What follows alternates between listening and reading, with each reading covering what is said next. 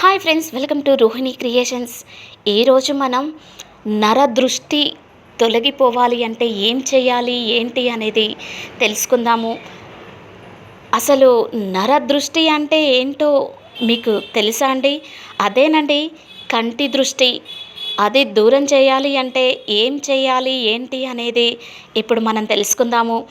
నరదృష్టి తొలగిపోవాలి అంటే కనీసం వారానికి ఒకసారి రాళ్ళ ఉప్పును స్నానం చేసే నీటిలో కలిపి స్నానం చేస్తే నర దృష్టి అంటే కంటి దృష్టి దూరమైపోతుంది. శారీరక అలసట ఉండదు, సోమరితనము పరారైపోతుంది.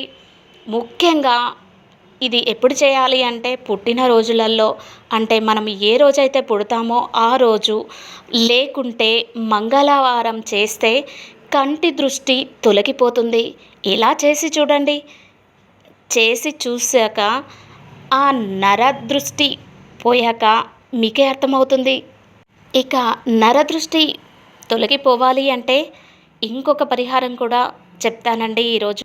నరదృష్టి తొలగిపోవాలి అంటే అమావాస్య, పౌర్ణమి, అష్టమి, నవమి వంటి తిథుల్లో ఉదయం సాయంత్రం పూట సాంబ్రాణి వేయాలి అండి. అలా వేయడం మనకు చాలా మంచిది. ఆ పాజిటివ్ ఎనర్జీ అనేది వచ్చేస్తుంది.